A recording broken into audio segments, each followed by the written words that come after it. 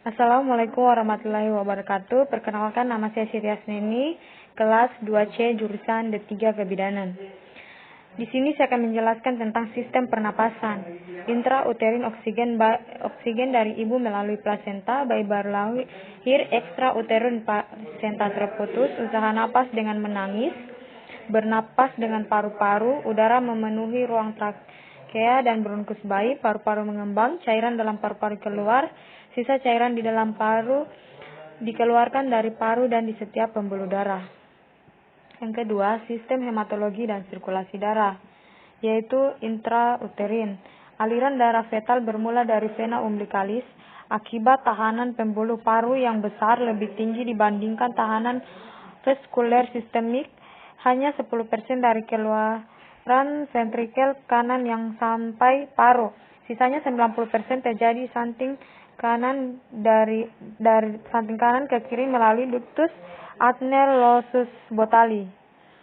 Pada neotus, reaksi pembuluh darah masih sangat kurang sehingga keadaan kehilangan darah, dehidrasi, dan kelebihan volume juga sangat kurang untuk ditoleransi.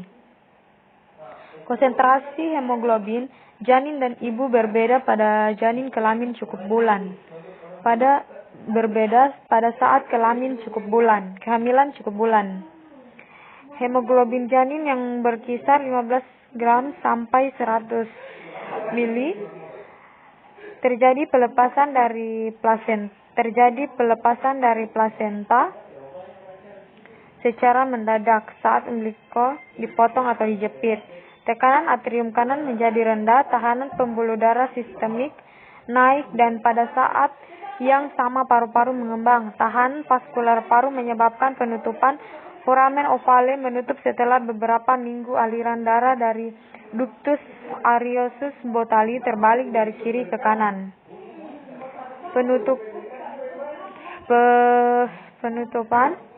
Penutupan ductus arteriosus secara fisiologis terjadi pada umur bayi 10-15 jam yang disebabkan kontraksi otot polos pada akhir arteri pulmonalis dan secara anatomis pada usia 2-3 minggu.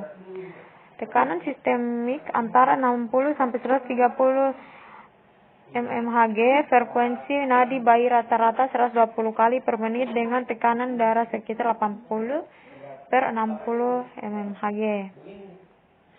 Yang ketiga, sistem imunitas. Intrauterin, antibodi dari ibu melalui plasenta. Pada usia 20 minggu, janin mengandung IgM,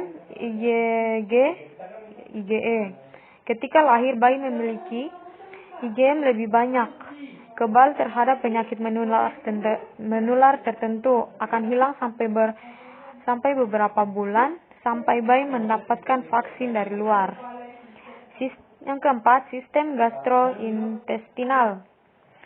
Intrauterin, pada 26 minggu, enzim sudah terbentuk meskipun amilase baru nyata. Janin meminum air ketuban dan akan tampak gerakan persit atlik usus. Protein dan cairan amnion yang ditelan akan menghasilkan mekonium di dalam usus. Mekonium ini akan tetap tersimpan sampai partus, kecuali pada kondisi hipoksia dan stres akan tampak cairan amnion bercampur mekonium. Sebelum lahir, janin cukup bulan akan mulai menghisap dan menelan. Ketika lahir, IMD pemberian ASI selama 1 jam setelah lahir. Kemampuan bayi baru lahir cukup bulan untuk menelan dan mencerna makanan selain susu masih terbatas. Refleks gumoh dan refleks batuk yang matang sudah terbentuk baik pada saat lahir. Esofagus, bawah, dan lambung masih belum sempurna. Gumoh, kapasitas lambung masih terbatas, kurang dari 30 cc untuk bayi baru lahir cukup bulan. Kapasitas lambung ini akan bertambah secara lambat bersamaan dengan tumbuhnya bayi baru lahir. Pengaturan ASI on the mean. Yang kelima, sistem ginjal. Intrauterin. Pada 22 minggu akan tampak pembentukan korpuskul ginjal di zona juxtaglomerularis yang berfungsi filtrasi. Ginjal terbentuk sempurna pada minggu ke-36. Pada janin hanya 2% dari cairan jantung mengalir ke ginjal. Mengingat sebagian besar sisa metabolisme dialirkan ke plasenta, sementara itu tubuh juga mampu filtrasi sebelum glomerulus berfungsi penuh. Urin janin menyumbang cukup banyak pada volume cairan amnion. Oligohid amnion itu merupakan pertanda penurunan fungsi ginjal atau kelainan sirkulasi. Sistem urinasi mulai pada bulan pertama. Produksi urin pada janin dimulai antara masa gestasi 9 dan 11 minggu kehidupan intrauterin. Fungsi ekskresi janin dilakukan melalui plasenta. Hal ini terbukti dengan ditemukannya hasil pemeriksaan komposisi cairan tubuh fetus yang normal. Ketika lahir, fungsi ginjal belum sempurna.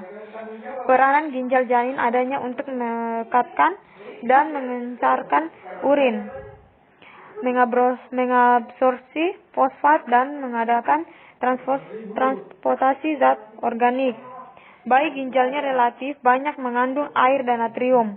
Bayi baru lahir mengekskresikan sedikit urin pada 48 jam pertama kehidupan, seringkali hanya 30-60 ml.